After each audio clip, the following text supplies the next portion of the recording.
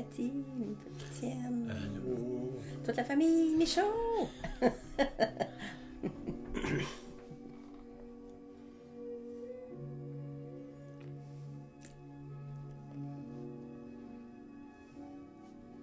Yann, Allô, bonsoir Yann. Allô, François. Allô François, Caroline. Caroline. Oui, on va bien Caroline. Oui. Paul, Allô, Paul. notre ami Paul, merci d'être là. Daniel. Salut, Daniel. Merci Yann, merci.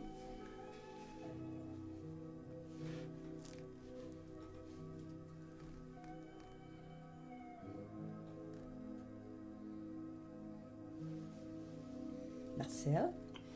Denis. Salut, Nathalie. Denis, Nathalie. Allô, vous Caroline. deux. Toc, toc, toc. Caroline. Ah, on est là. On est là. On est ouvert.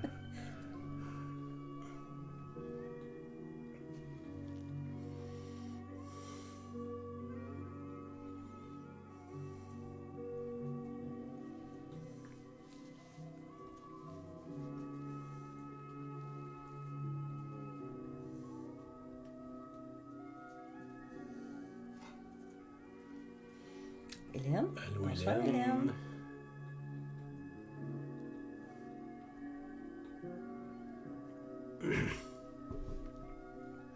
Sylvie. Sylvie. Bonsoir. Nathalie. Allô, Nathalie. Bonsoir Nathalie. Allô, Marjolaine. allô, vous deux. Richard aussi, hein? Merci.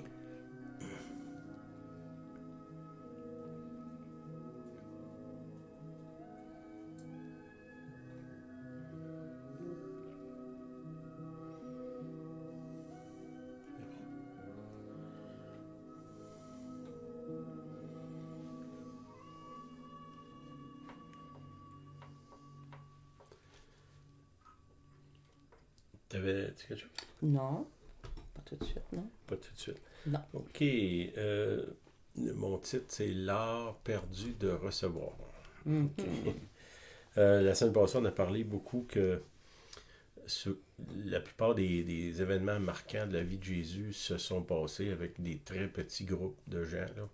Quand Jésus il parlait à Moïse puis Élie, Sur la montagne. il y a juste 3 témoins finalement. La résurrection, c'est la même chose. Quelques témoins. Des grands miracles. Jésus même, il a dit aux gens de s'en aller. Bon. Ce que, dans le fond, ça démontre, c'est que Jésus a une affection particulière pour les petits rassemblements. Souvent, des grandes choses que Dieu fait, il n'y a pas beaucoup de témoins. Juste les gens proches. Ça, c'est quelque chose qu'on a remarqué.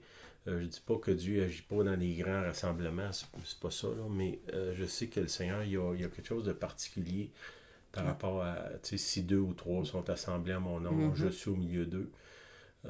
C'est que, tu sais, dans le fond, être avec Jésus, ça commence pas à 200 ou 300, là. Ça commence à 1, à 2 ou 3, là. OK? Au début de notre conversion, là, dans la fin des années 70, début 80, les gens qui sont venus au Seigneur à cette époque-là, ils recevaient beaucoup. Je pense que ça faisait aussi partie de quelque chose qui était là dans le monde à cette époque-là, là, en tout cas dans notre société. Là. Ils recevaient, ils invitaient, ils visitaient. À la maison. Puis ils s'assemblaient. Ça, c'était une marque des premières années de notre conversion. Là. On recevait beaucoup de gens chez nous. On en reçoit encore beaucoup, là, mais je dirais en général, pour beaucoup de gens, ils ont arrêté de recevoir, puis d'inviter, ou même de visiter. Puis c'est tombé, pas à zéro, là, mais ça n'a rien à voir avec ce qu'on a connu avant. Puis pour beaucoup de gens, ça leur manque, mais en même temps, comment je dirais, ça me manque que les autres m'invitent pas, mais moi, j'invite pas. C'est comme si j'attends que les autres fassent le pas. C'est à toi, Julienne, de faire les premiers pas. Moi, j'en fais pas. Peut-être que si on veut changer ça, mettons que ça commencerait par nous. Là. moi personnellement, vous personnellement, là, si on veut renverser ça, il y a un niveau d'isolement actuellement là, puis les gens se sont refermés sur eux-mêmes. Il y en a qui ont presque peur de recevoir ou d'aller vers les autres. Il y a une méfiance, il y a une peur, il y a vraiment quelque chose de très fort. Puis je pense que dans les 2 dernières années, ça s'est amplifié. C'était là avant, là. Mm. Mais ça s'est amplifié encore plus, là. Puis peut-être que le fait que c'est devenu tellement clair, cet isolement-là, on est d'une bonne position qu'on ne peut plus le nier ou faire semblant que ça n'existe pas. C'est devant nous, puis je pense que comme chrétien, on doit l'affronter finalement. Parce que c'est contraire à l'Écriture, c'est contraire à l'esprit de l'Évangile, c'est contraire à l'esprit de Dieu, c'est contraire au modèle que Jésus nous a donné. Jésus, il est là, il va vers les gens. Il va dans des places que d'autres n'iraient pas. Tu sais, Jésus va en Samarie, les disciples se demandent qu'est-ce qu'il fait là. Comment ça que tu passes par là? Normalement, on fait le tour, un grand détour pour pas justement se mêler avec ces gens-là. Jésus, lui, comme on dit en québécois, il pique au travers. Il va directement en Samarie. Puis c'est là qu'il rencontre la femme au puits. Puis cette femme-là aussi qui finalement est surpris elle-même que Jésus lui parle. Comment toi, un juif, tu parles à moi qui est samaritaine? Hein? Comment ça que tu me parles? Puis Jésus, finalement, cette femme-là est sauvée, puis elle retourne dans son village, puis il y a un réveil qui se passe là. On voit que Jésus va... Puis dans ce cas-là, ce qui est étrange, c'est qu'il envoie ses disciples chercher de la nourriture. Lui, il reste seul là. Bon, on sait que Jésus savait que la femme viendrait, là. Jésus, c'est un prophète. Puis, il la rencontre seule. Probablement qu'il avait peur des commentaires de ses... Salut Yvon. Salut Lina aussi. Là. Lina. Il avait peut-être peur des commentaires de ses disciples par rapport à la Samaritaine. Puis, il aimait mieux être seul avec elle, au moins à ce moment-là. Peut-être pour pas avoir de commentaires négatifs là, de ses disciples. Bon, ça c'est ce que moi je pense, là. C'est peut-être pas vrai, mais OK. Ça fait que dans le fond, quand on s'isole, quand on se referme sur nous-mêmes, quand on va pas vers l'autre, dans le fond, on se prive de la présence de Dieu. Tu sais, je peux pas dire, moi je suis tellement spirituel, là, je parle à personne. Il y a peut-être des moments, là, bon, ceux qui me connaissent, ils savent qu'on est beaucoup dans tout ce qui a rapport au silence, là, on est beaucoup dans ça. Mais en même temps, tu sais, le silence, c'est pour rentrer dans la présence de Dieu, pour devenir un meilleur être humain. Humaniser. Puis m'humaniser, si on peut dire ça, là, c'est un beau mot. Pour retourner vers l'humanité, là, vers les autres humains. Pourquoi j'ai besoin de Dieu? C'est parce que sans lui, comme Jésus dit, sans moi, vous ne pouvez rien faire. Quand Dieu n'est pas là, présent dans ma vie, j'ai beaucoup de difficultés à avoir des relations saines avec les autres. Puis avec le Seigneur, puis je pense qu'une des choses qui devrait attirer les gens au Seigneur, c'est la transformation de Dieu dans nos vies, qui fait de nous des meilleurs humains, on pourrait dire, là, particulièrement au niveau des relations. Tu sais, les relations, c'est au cœur du message de l'Évangile, c'est au cœur de l'éternité. La seule chose qu'on va emmener au ciel avec nous, c'est les relations qu'on a bâties. Tu sais, au ciel, je n'amènerai pas mon auto, puis mon ordinateur, puis mon linge. Là. Il n'y a rien de matériel sur la terre que je vais emmener avec moi. La seule chose que je vais emmener, c'est les souvenirs, les relations que j'ai bâties.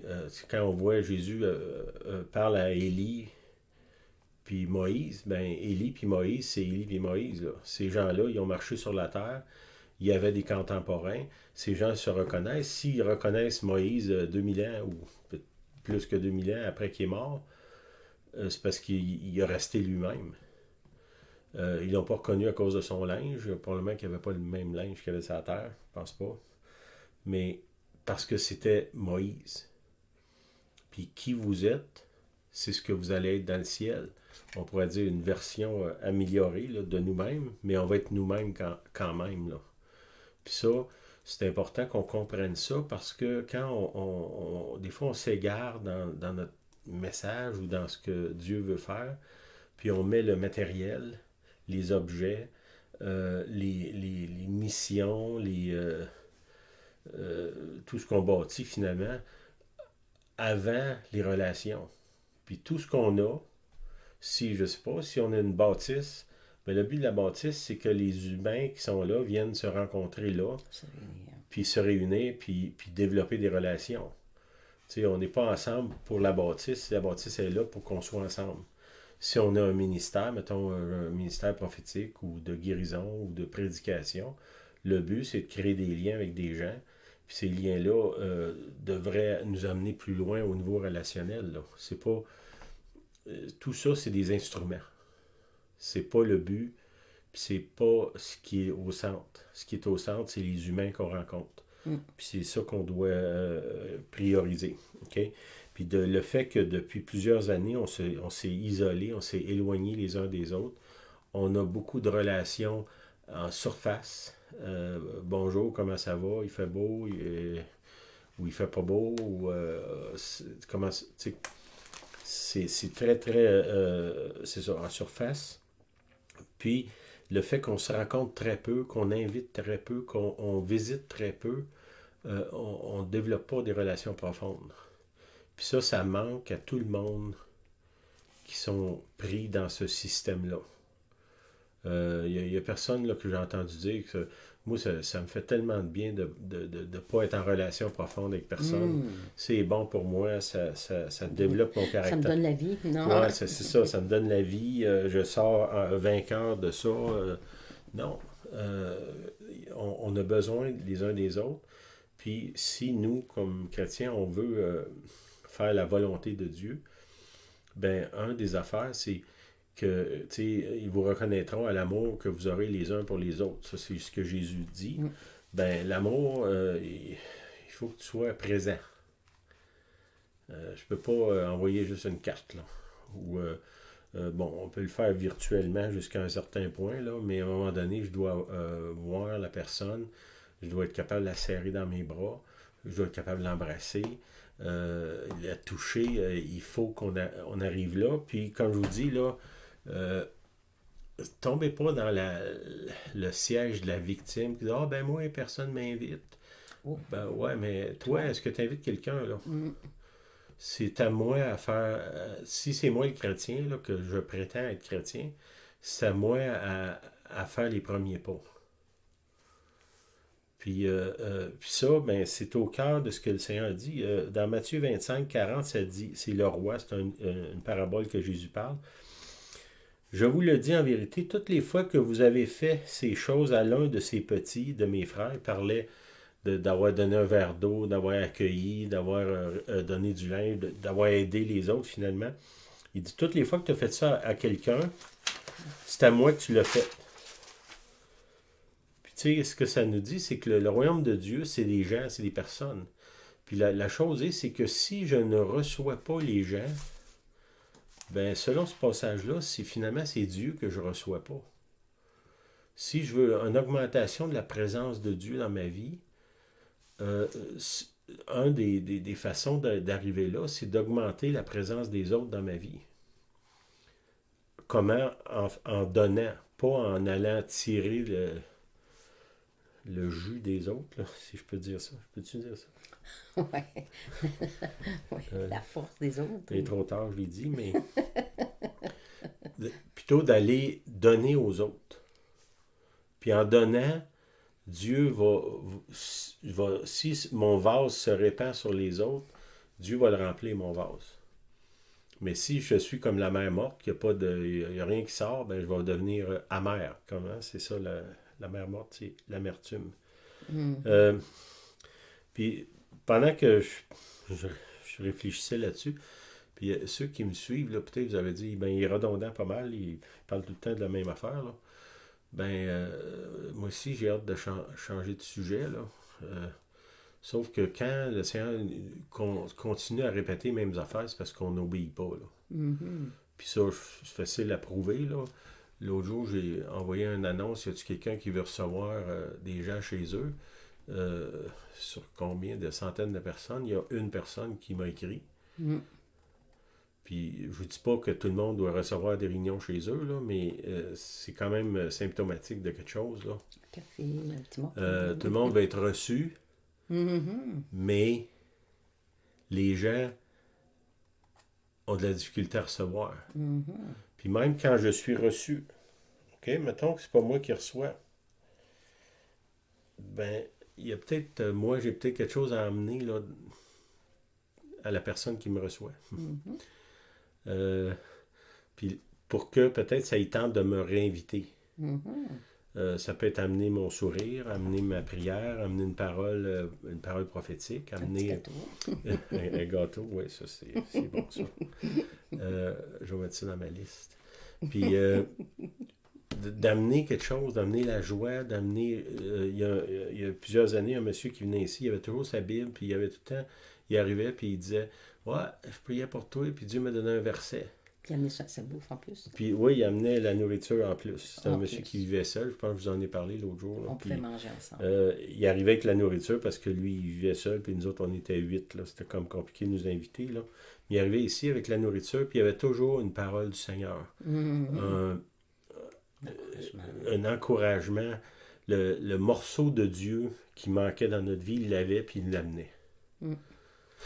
C'est que ça, c'est quelque chose qui a été perdu parce que là, on s'est isolé. Puis je vois, dans le fond, à cette heure, aujourd'hui, là, je vois beaucoup de maisons qui se construisent. C'est des maisons bunker. Mm. Hein, tu rentres ton auto, la porte de garage se ferme. Verrouillé. Beaucoup de ces maisons-là, tu vois même pas la porte d'en avant. Mhm. C'est loin de ce qu'il y a en arrière de moi, là, avec la petite pancarte Welcome. Là. Welcome. C'est plutôt Stay away, là, ou approche pas. Ou attention, chien méchant, des choses comme ça, là, ben, il faut qu'on brise ce modèle-là. Puis comme je vous dis, ça n'a pas besoin d'être invité 20 personnes. Là. Euh, la transfiguration, là, il y avait 3 témoins. Là. Mm. Quand les femmes sont allées au tombeau, je sais pas, il était comme 3 femmes. 3 femmes. La résurrection de la fille de Jairus, il y avait quoi? Il y avait 5 personnes dans la pièce. Dans la pièce. C'est pas besoin d'être un gros nombre. C'est de le faire. OK? Puis, Okay, vous allez voir ce que nous, parce que je veux compter un peu ce que nous, ça a fait dans notre vie. Là. Mm-hmm. Pour nous, les meilleurs moments de notre marche, c'est les moments qu'on a passés avec des groupes restreints. Mm-hmm. Bon, je suis souvent invité pour aller prêcher ailleurs, puis souvent, pour moi, les meilleurs moments de mes visites, c'est quand, soit avant ou après la réunion, un petit groupe, 2, 3 personnes, 4 personnes, on s'assied, on prend du temps, on discute, on apprend à se connaître, on apprend à connaître la vie de l'autre, d'où est-ce qu'il vient, qu'est-ce qu'il a fait dans la vie. Ça, c'est souvent, pour moi, les moments que je vais privilégier. J'aime prêcher, là, ceux qui m'ont vu, ils savent, j'aime ça. J'aime ça prier pour les gens, mais j'aime beaucoup les contacts avec les gens. Puis dans des petits groupes. Ça, c'est quelque chose que moi puis Julienne, on affectionne. C'est ça, c'est un bon mot. Okay, dans Hébreux 13.2, l'auteur de Hébreux, là, ça dit « N'oubliez pas l'hospitalité, car en l'exerçant, quelques-uns ont logé des anges sans le savoir. » Bon, ça, beaucoup de gens, « Ah, Seigneur, j'aimerais ça voir un ange, j'aimerais ça voir un ange. » Ben ici, il nous dit comment voir des anges. Tu exerces l'hospitalité, tu es en très bonne position pour recevoir des anges chez vous dans la maison. Nous, je dirais au moins à 2 reprises que je suis à peu près convaincu que c'était des anges qui sont arrivés chez nous. La façon qu'ils sont arrivés, la façon qu'ils sont disparus, puis ce qu'ils ont laissé. Mais on l'a fait en exerçant l'hospitalité envers des gens qu'on ne connaissait même pas. C'est ça, des gens qu'on ne connaissait pas, qu'on a reçus. Je crois dans ces au moins 2 cas, là, que je suis pas mal convaincu que ces gens-là, c'était des anges. OK.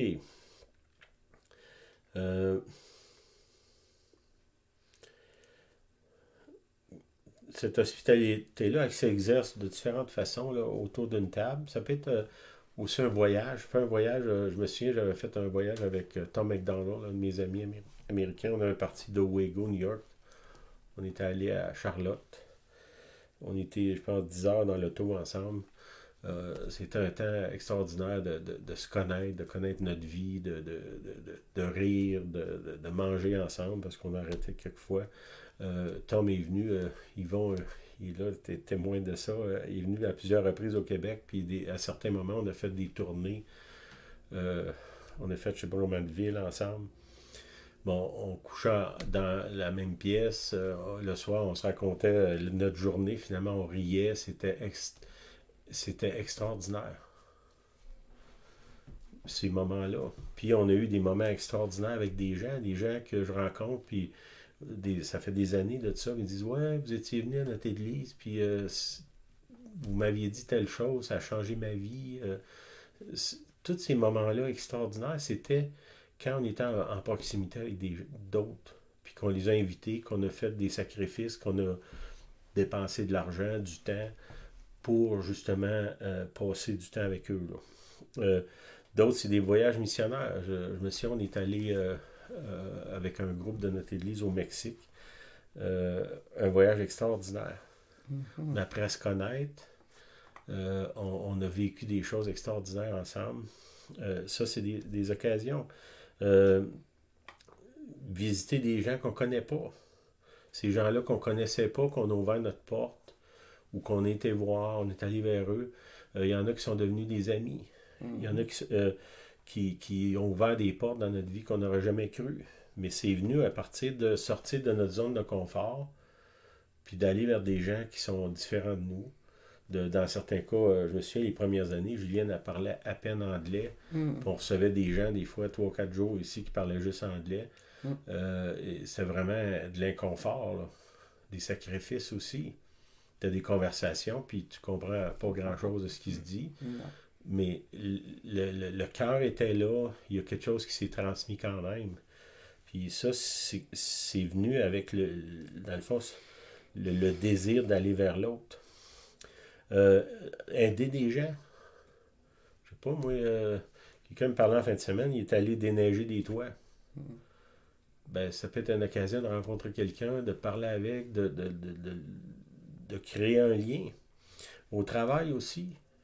Tu sais, les gens avec qui vous travaillez, invitez-les à dîner ou, je sais pas, des activités avec eux, parler sur les heures de break avec eux.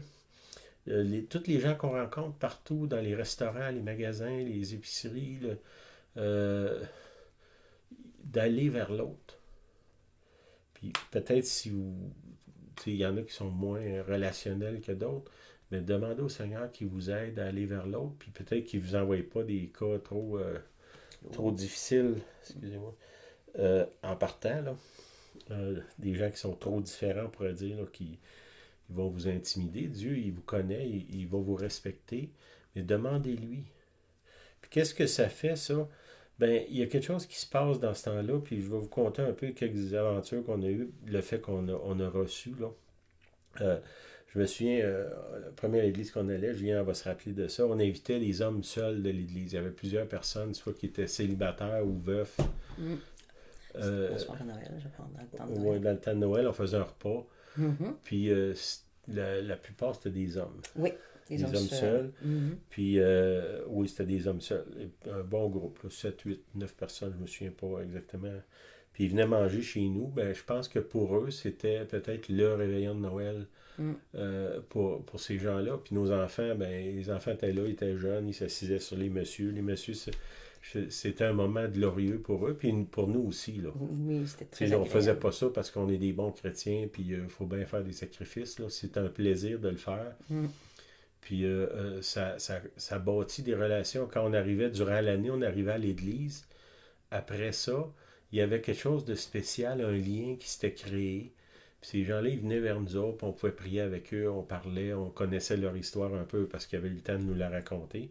D'autres, des groupes de jeunes qu'on recevait, nous autres, on vit à la campagne, puis derrière chez nous, il y a une colline. Là. Puis les jeunes venaient, des groupes, là, c'était surtout le vendredi soir, il venait de lisser. L'hiver. Je me souviens, je mettais mon auto pour éclairer la côte, puis je le laissais virer. Dans ce temps-là, l'essence n'était pas à 2 le litre. Puis on glissait toute la soirée. Après, on faisait un repas. Souvent, c'était spaghetti. Là, pour, Chocolat chaud. on avait... des fois, il couchait, des fois, il s'en allait. C'était des moments extraordinaires. Est-ce que ça dérange? La réponse est oui. Mm-hmm. Est-ce que ça vaut la peine? La réponse est oui. Mm-hmm. Est-ce que c'est un sacrifice? D'une certaine façon, oui. Mais ça vaut la peine. Il y a des moments glorieux. Il y a un pasteur qui m'a dit, dernièrement, je suis allé le voir, il est rendu, il y a des enfants adolescents maintenant, puis il me disait, je suis allé chez vous quand j'étais jeune ado, puis je me souviens que tu as pris du temps avec moi. Puis tu m'as parlé, tu m'as expliqué des choses. Je me suis senti valorisé. Puis aujourd'hui, il est rendu... c'est plus un ado, là, mettons. Mais ça, c'est des moments que, tu sais, moi, je l'ai fait... On fait ça beaucoup. Mais lui, ça l'a marqué. Puis il y a quelque chose dans ça, d'inviter les autres, d'être un modèle, finalement. Tu sais, le christianisme, c'est pas une façon de... Je vous le dis souvent, là, de penser, c'est une façon de vivre. L'autre chose, c'est de sortir. Je sais, à une certaine époque, on allait à des conférences en Caroline du Nord. On partait avec les enfants, l'auto. Des fois, on a parti avec d'autres gens, des familles, des groupes. Puis on descendait en Caroline, c'est genre 2000 km à peu près. 24 heures de route. Puis une des fois qu'on est arrivé là, mes enfants, c'était une conférence, un gros site, il y avait un terrain de camping, on campait là, parce qu'on n'avait pas les moyens d'aller à l'hôtel. Puis il y a un monsieur qui a rencontré mes enfants, puis il a commencé à parler avec eux autres, puis il s'est venu vers nous. On était d'une tente à ce moment-là. Quand il est rentré dans la tente, il m'a dit « Ah, il dit, je t'ai vu dans un rêve. » Il y avait eu un rêve, puis il me voyait. Ça, c'est à Charlotte. Un monsieur qu'on ne connaît pas, que mes enfants rencontrent, que mes enfants finalement invitent à notre tente. Puis, ça, c'était David Fenton. Cet homme-là, on a parlé un peu, puis je l'ai invité chez nous. Je ne le connaissais pas. Je ne connaissais rien de sa vie. Je l'ai invité chez nous. Il est arrivé chez nous, il y avait lui, il y avait Tom McDonald, puis un autre frère, je ne me souviens pas c'était qui l'autre frère. Il y avait une autre personne avec lui. Puis ces gens-là, dans le fond, ils sont venus faire du ministère ici. Première fois que j'ai vu Tom McDonald. Puis tantôt, je riais avec Julienne parce qu'on les avait placés dans le salon avec des lits d'enfants. Genre, Tom McDonald, il mesurait 6 pieds. C'est tout 2 ou 3. Puis l'autre, aussi grand, puis des gars de 250-300 livres. Puis il était dans un petit lit d'enfant, les pieds dépassaient au bout du lit. Tantôt, je pensais à ça, je riais. Eux autres, pour venir vers nous autres, ils ont accepté de vivre dans de l'inconfort, finalement. Tu sais, des hommes assez gros puis grands, là, puis qui étaient là dans une position d'un petit lit d'enfant, presque un lit de camping. Là. Puis on a eu du temps extraordinaire avec ces gens-là. Ils étaient avec nous. Ils étaient généreux de leur personne, généreux avec les autres. Ça nous a fait grandir spirituellement de façon extraordinaire. Mais on les a reçus à une époque où est-ce que c'était difficile financièrement. On avait nos 6 jeunes enfants. Julienne était à la maison, comme il n'y a pas de salaire. Puis moi, je travaillais, mais vu qu'on faisait du ministère, souvent je n'étais pas là, donc l'argent ne rentrait pas. Puis on faisait quand même, on a fait le sacrifice, je ne sais pas si c'est un sacrifice. Là. Aujourd'hui, on ne le voit pas de même, mais on a quand même fait l'effort d'inviter ces gens-là qu'on ne connaissait pas. Ça a bâti des relations extraordinaires qui ont duré pendant des années, qui ont ouvert des portes. Encore. Au travers de David Fenton, j'ai rencontré Tom McDonald, j'ai rencontré Fred Hoover. Fred Hoover m'a invité en Afrique, j'ai rencontré Joseph Bimba là-bas. J'ai rencontré Nuki Flomo, que c'est une jeune femme, Du une jeune Libéria. fille à cette époque-là. Aujourd'hui, c'est une jeune femme qu'on supporte financièrement depuis des années, des années. Simplement de quelqu'un qui vient dans notre tente, puis je l'ai invité. Puis de cette invitation-là, il y a des centaines de rencontres autres qui en sont découlées.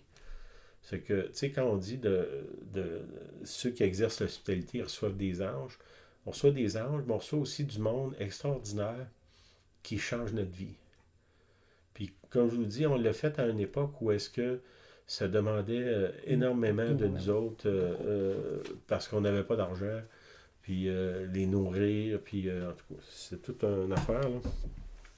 Mais on l'a fait quand même, puis on a vu ce que ça m'a emmené. Puis je me souviens, une place, je suis allé, puis c'est un prophète qui m'a dit, Dieu est sur le point de t'introduire dans un cercle d'hommes, de personnes que tu n'aurais jamais cru possible.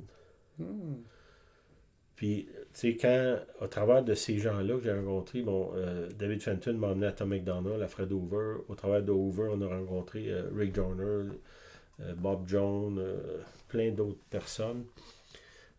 Pendant qu'on allait justement à Charlotte, à un autre moment donné, avant de partir, je priais, puis j'ai eu une vision. J'ai vu un pick-up rouge avec une licence du Texas.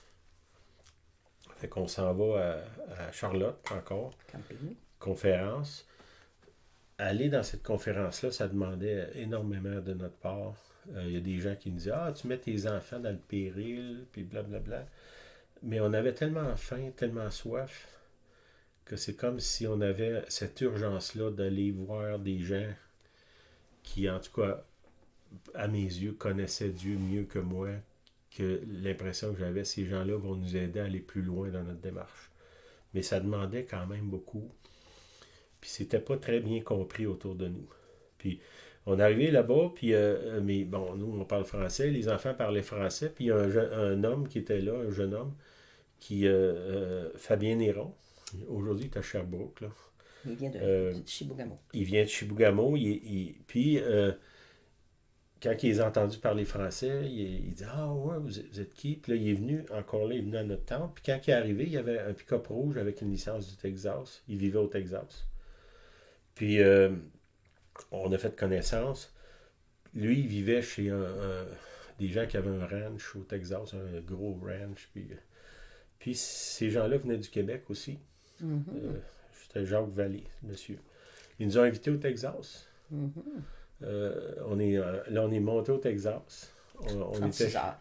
C'était 36 heures de route avec les enfants. Avec les enfants. Dans l'église. Puis, Dieu ouvert une porte, j'ai pu prêcher dans une église baptiste au Texas. Au travers de ça. Mais voyez-vous, c'est venu quand on a reçu Fabien Néron. Le Seigneur m'avait ouvert une porte, m'avait montré le pick-up rouge. Bien, on a accueilli Fabien Néron. À ce moment-là, on était d'une tente avec un petit poêle de camping. On l'a reçu à manger. Hein? Du craft dinner. Ah, c'est ça. On l'a reçu. Avec ce qu'on avait, on l'a reçu. Qu'est-ce qu'il a fait? Il a ouvert une porte. Puis c'était pas le but de ça. On reçoit des gens, on ne sait pas ce que ça va faire. Mais au travers de lui, on s'est retrouvés au Texas. Puis on a été reçus par des gens qui étaient des millionnaires. Extraordinaire. Vraiment des choses extraordinaires qu'on a vécues là.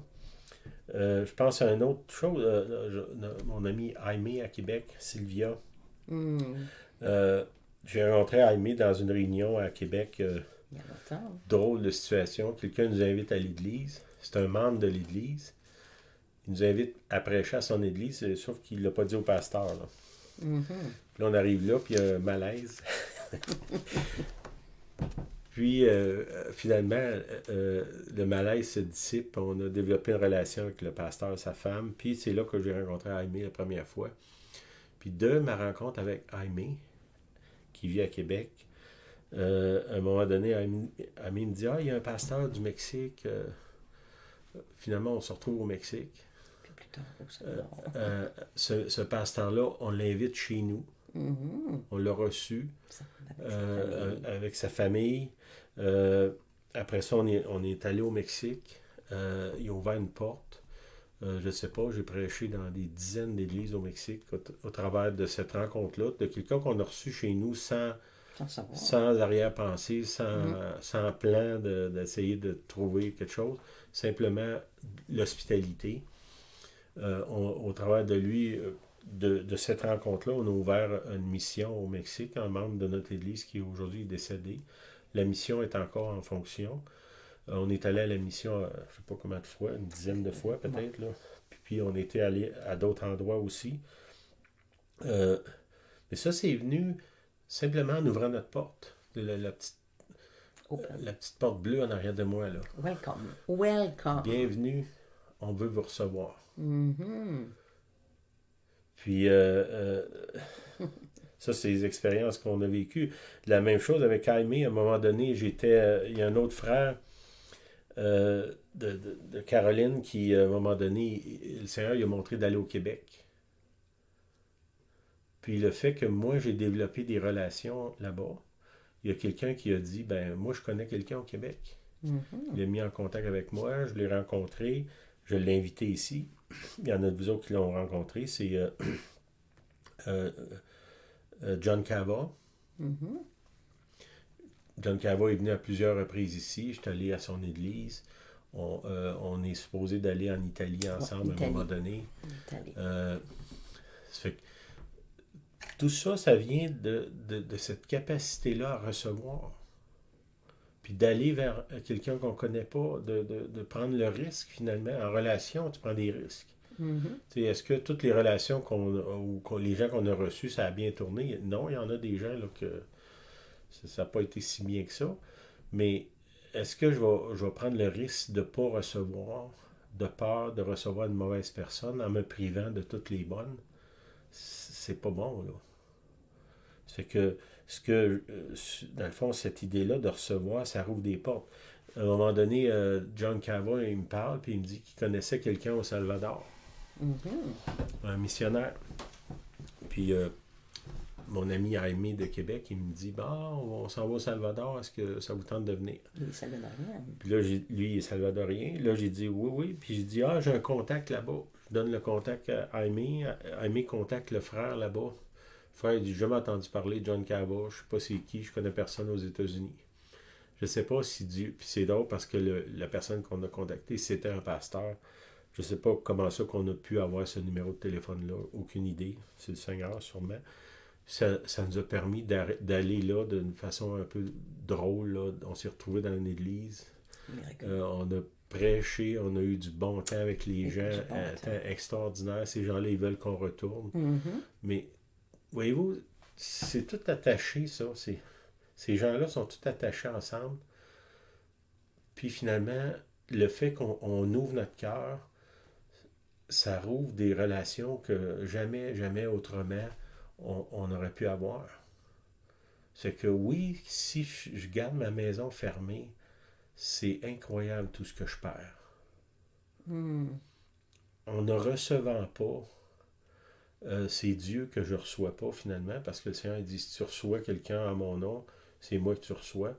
Ben, dans notre cas, dans notre vie, les témoignages que je vous conte là, c'est des choses qu'on a vécues, puis dans chacun de ces témoignages-là, j'ai les noms.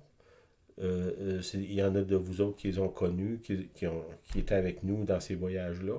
C'est pas du blabla, là. C'est quelque chose. Yvon me dit c'est tellement vrai. Je sais qu'Yvon a probablement autant d'histoires que moi à compter par rapport à l'hospitalité. Là. Le Seigneur, tu t'es retrouvé un peu partout dans le monde avec ça. Là. Puis aussi de recevoir des gens. Tu sais, nous, on a une petite église, là. 15 personnes. 15-20 personnes. Là. 15 ans. Puis on a reçu des ministères internationaux qui ne seraient pas allés, ils ne seraient jamais venus dans une église de notre grandeur. Puis ils viennent, pourquoi? Ils viennent nous voir. Ils veulent être avec nous. Des amis. C'est des amis. Puis quand ils viennent, mais souvent, je vais dire, j'aurai une place, on pourra aller prêcher. C'est correct, on va y aller. Mais même si je n'aurais rien, ils viendraient quand même.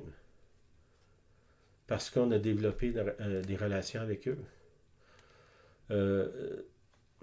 Puis, oui, tu sais, à un moment donné, j'ai mon ami Fred Hoover. sa fille, qui vit voisin de chez eux, faisait une rallonge sur leur maison. Puis bon, c'est un jeune couple, un peu comme nous à certaines époques, avec plusieurs enfants, t'as pas trop d'argent, puis t'as besoin d'une plus grande maison. Ben là, moi, j'ai offert, je dis, ben, je vais y aller couler le solage. J'ai tout fait la fondation, j'ai tout formé, puis j'ai coulé ça. Je suis parti. Ben ça fait partie de... Pour eux autres, dans le fond, ils nous ont reçus. Puis quand Fred Over et sa femme nous ont reçus, ils ne pensaient pas, ben, je vais l'utiliser pour couler le salaire de ma fille. Là. Il n'y avait rien de ça. Ils nous ont reçus parce que c'est des gens accueillants. Puis de ça, moi, dans mes capacités, j'ai été capable de les aider puis de les bénir. Un autre coup, je suis arrivé là, sur ses filles, une de ses filles, il était parti en voyage dans le sud, puis en hiver. Puis la plomberie, la fournaise a arrêté, puis tout a gelé dans la maison. En plus, c'est un système à l'eau chaude. Ben, j'arrivais là, puis il n'y avait pas d'argent, puis il n'y avait pas d'eau dans la maison. Il y avait des enfants. Là, j'ai dit à Fred, ben, je vais tout réparer ça. J'ai refait la plomberie au complet le temps que j'étais là. Mais ça fait partie de l'amitié. Ça fait partie des relations. Dans mes capacités, je suis capable d'aider, mais je ne vais pas arriver là et dire, ben moi, je suis le saint homme pasteur, puis je ne me salirai pas les mains dans une cave de terre. Là. Ben non, c'est pas le cas. Parce que tu es mon ami, parce que on a développé une relation, puis là, tu as besoin, puis dans ce besoin-là, moi, je suis capable de remplir le besoin, je vais le faire. Puis ça, c'est des choses qui viennent des relations, des amitiés. C'est qu'il y a une maison qui est bâtie aux États-Unis, en tout cas une partie de la maison, que c'est moi qui ai fait les fondations. Puis ça me fait plaisir. Quand je vais là, c'est sûr que, comment je dirais, il y a un niveau de relation qui est fort parce que ces gens-là, ils savent qu'on n'est pas là juste pour aller lui tirer, de profiter d'eux autres. Parce qu'on l'a prouvé par nos actions. Ça, c'était une autre chose. OK. Ça a-tu du sens? C'est bien. Toi, t'en as-tu une histoire de... Ben, moi, la seule que je me souviens là, rapidement, d'en avoir reçu des Américains, des Anglais, dont tu ne comprends absolument rien, toujours avoir l'idée que s'ils prient, je ne comprends pas, je ne recevrai pas. Mais c'est pas tout à fait vrai. Alors qu'on sert le café, on fait le mieux possible, nettoyer la maison, préparer des lits, les repas.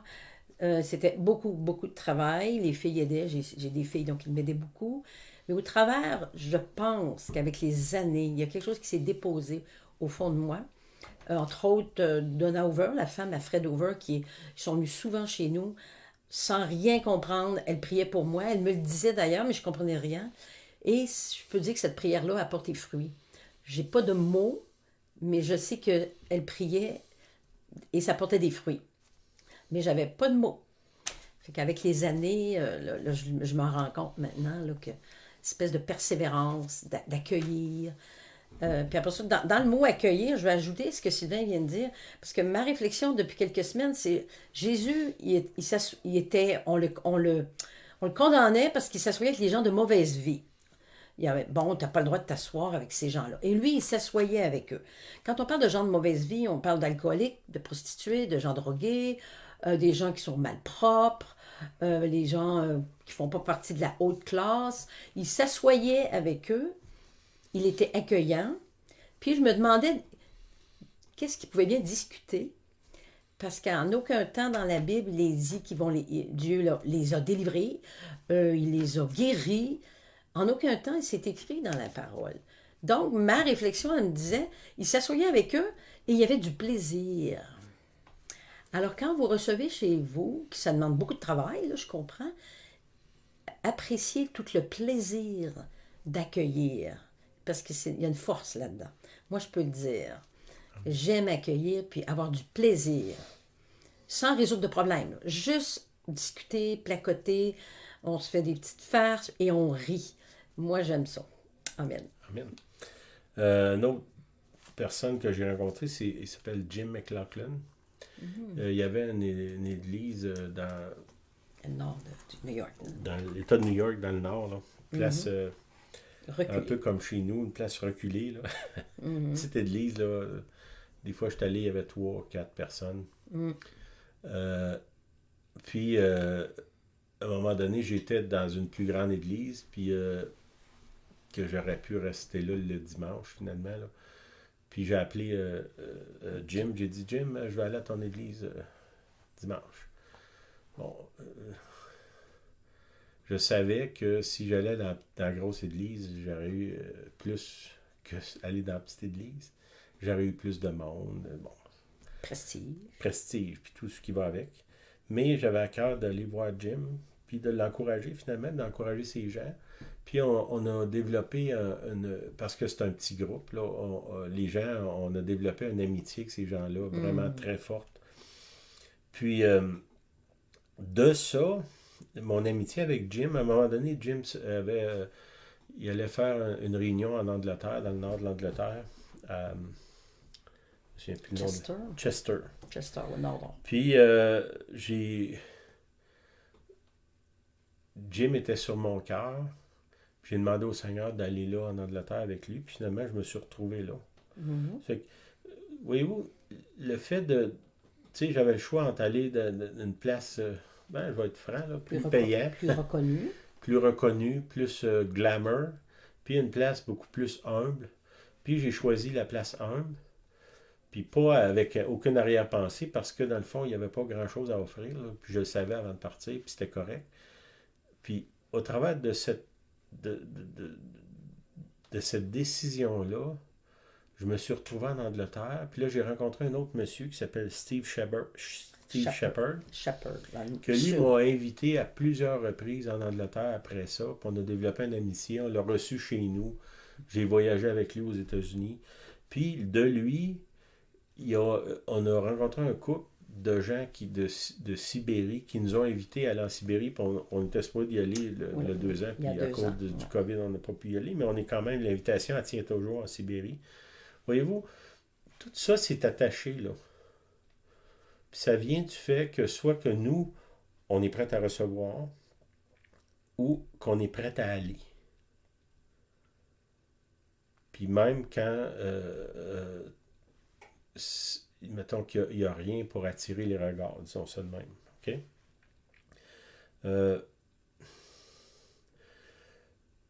À une époque où est-ce qu'on était très isolé par rapport aux églises au Québec, parce que là, peut-être vous dites, ouais, mais vous autres, c'est pas pareil, gna, gna, gna. Quand ça allait ouvert, là, nous, on vit en pleine campagne, là, ceux qui sont venus chez nous, même un GPS ne t'amène pas chez nous. Mon premier voisin était à genre un demi-kilomètre. Là. À l'époque où ces choses-là sont arrivées, on était très isolés au niveau de l'Église. Les églises autour, mettons que c'était pas évident. Là. On vivait dans un endroit isolé. On avait très peu de ressources. Ni d'amitié, ni de contact, rien. Puis tantôt, Julienne disait, Julienne ne parlait même pas anglais, là, ou à peu près pas. Là. Comprenez pas. On avait la barrière du langage. C'est que, tu sais, dans le fond, il n'y avait rien pour nous dans ça. Pour dire, ben, tu sais, c'est facile pour vous autres. Non, c'était pas facile. Oui, ça a demandé des sacrifices. Oui, on a sorti de notre zone de confort. Oui, on a étiré des choses que des gens qui n'étaient pas... qui auraient dit, ben voyons donc, t'as pas besoin d'en faire autant. On se l'est fait dire je sais pas combien de fois. Ben oui, c'est vrai que j'ai pas besoin d'en faire autant. Mais le fait qu'on en a fait autant, Dieu nous a donné une vie extraordinaire. On a rencontré des gens extraordinaires partout dans le monde. Ça valait la peine. Ça valait la peine de le faire. Puis vous n'aurez pas le même chemin que nous autres. Non. Mais même si c'est au niveau local. J'ai des amis partout. Ben, peut-être que vous vous dites, ben moi, dans mon village, j'ai plein d'amis. Ben, si c'est dans votre village, c'est déjà ça. C'est très bien. Tu sais, que vous n'êtes pas la personne que les gens changent de bord de rue quand ils vous voient. Qu'au bureau, personne ne veut vous parler. Les voisins, tout le monde vous déteste dans la rue. Ben, il faut que ça change, ça. Puis ça, c'est pas les autres qui vont changer, c'est vous qui doivent changer. Demandez au Seigneur, tu sais, dans l'Apocalypse, ça dit, Jésus, il est sorti pour vaincre.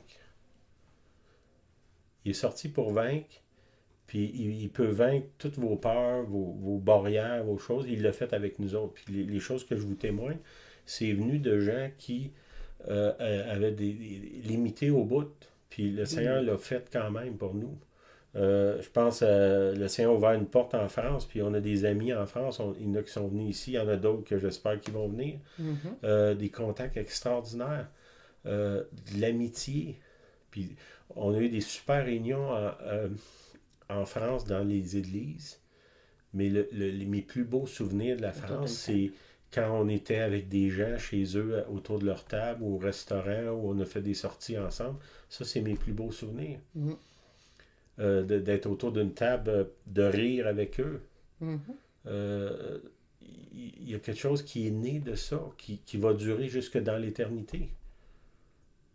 Parce qu'on va être ensemble, puis on va être dans le ciel, puis on va encore rire de nos moments sur la terre. OK. C'est quoi les éléments, dans le fond, qui nous ont amenés là? Je vais finir avec ça. Une soif de Dieu. On avait soif de Dieu. On voulait tellement le Seigneur, puis on avait l'impression que ce qu'on avait, Dieu avait beaucoup plus que ça, puis qu'on devait chercher, on devait creuser, on devait faire les efforts, dépenser, aller ailleurs, aller voir, aller explorer, rechercher. Ça, c'est au cœur de notre démarche. On voulait plus de Dieu.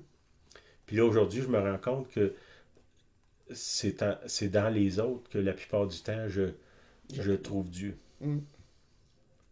Fait que si je vais vers l'autre, je vais trouver le Seigneur. Puis ça, OK. Puis la soif de Dieu, le désir de rencontrer des gens qui le connaissent. Puis je me souviens, une des choses que j'avais priées, j'avais vu des gens qui avaient vraiment une relation extraordinaire avec le Seigneur. Puis j'avais dit au Seigneur à ce moment-là, Seigneur, je veux ce qu'ils ont à n'importe quel prix. Puis est-ce que le prix était élevé? La réponse est oui. Mais est-ce que, le bénéfice qu'on a reçu de ça, c'était extraordinaire? Finalement, c'était très peu payé pour tout ce qu'on a reçu. OK? Être prêt à sortir de notre zone de confort. Ôtez-vous de l'idée, là, ben moi, il n'y a personne qui m'invite. Ben vous, sortez et allez inviter quelqu'un. Allez vers quelqu'un. Cherchez le Seigneur dans chaque rencontre. Toutes les gens que vous rencontrez, cherchez le Seigneur dans ça. D'investir dans les gens, ça demande des sacrifices. Vous invitez du monde chez vous, ben il faut que vous faites l'épicerie, ça va coûter plus cher. Bon, il y a toutes sortes de dépenses reliées à ça. Est-ce que ça vaut la peine? Je pense que oui. Faire des voyages. Quand vous allez en voyage, ben mettons que vous allez d'une conférence, ben enfermez-vous pas dans votre chambre. Allez vers les gens. Invitez des gens à manger. C'est ça qu'il faut faire. Inviter, payer, que vous ne soyez pas reconnu comme quelqu'un qui profite des autres à toutes les fois qu'il y a une occasion. Que vous soyez reconnu comme quelqu'un de généreux de façon extravagante. Puis je pense que si vous faites ça, Dieu va vous amener une place extraordinaire. Je pense dans 2 Samuel 24, là, David quelqu'un qui dit, je vais te donner les animaux pour faire le sacrifice. Lui, il dit, non, il dit, il n'y a rien que je vais donner à Dieu qui ne me coûtera rien. C'est que si vous voulez servir Dieu, ça va coûter quelque chose. Puis Dieu n'a pas besoin qu'on le serve. C'est au travers des autres qu'on sert Dieu. En les accueillant, en les aimant, puis en allant vers eux. Ça prend du temps, de l'énergie, puis de l'argent. Puis je vais finir par la prière. Seigneur, donne-nous d'être des imitateurs de Jésus en esprit et en vérité, en allant vers les autres avec tout ce que nous avons. Je te prie dans le nom de Jésus. Amen. J'avais d'autres histoires aussi, mais je vais arrêter ça là. Je pense qu'on a assez dit. Je vous encourage à aller dans cette direction-là. Vous allez faire des rencontres qui vont vous amener jusqu'aux extrémités de la terre, peut-être comme nous, là. Amen. Amen. T'avais-tu Amen. quelque chose? Ben, on a eu la réunion de silence samedi passé, puis le mot qui revenait à différentes reprises, c'est le mot paix. Puis si on regarde, on est en 2022, le psaume 122, on nous dit de prier pour la paix, demander la paix à Jérusalem. Donc, je pense que c'est le verset le verset clé là, de Psaume 122, étant en 2022. Ensuite, au début du COVID, du confinement, on avait parlé qu'il y aurait des changements pour apporter quelque chose de meilleur. Qu'on passe au niveau de l'Église ou au niveau personnel, c'est quoi les changements? Ça pourrait dire se réinventer. Donc, je pense que c'est bien qu'il vient apporter un message qui parle de changement. On doit s'investir nous-mêmes dans le changement, ouvrir nos portes, comme on dit, welcome, avec crainte, oui, mais des fois avec très peu de ressources, mais soyez participants du changement que Dieu est en train d'opérer autour de vous, en vous. Puis vous allez en retirer des grands bénéfices. Amen. Amen. Ben, soyez bénis. Bonne semaine. Merci. Merci d'être là. Puis, faites pas juste écouter, là, mettez ça en pratique. Ça vaut la peine. Et, ça vaut la peine. Vraiment, là, extraordinaire. Amen. Soyez bénis. Bonne semaine. Bonne semaine à tous.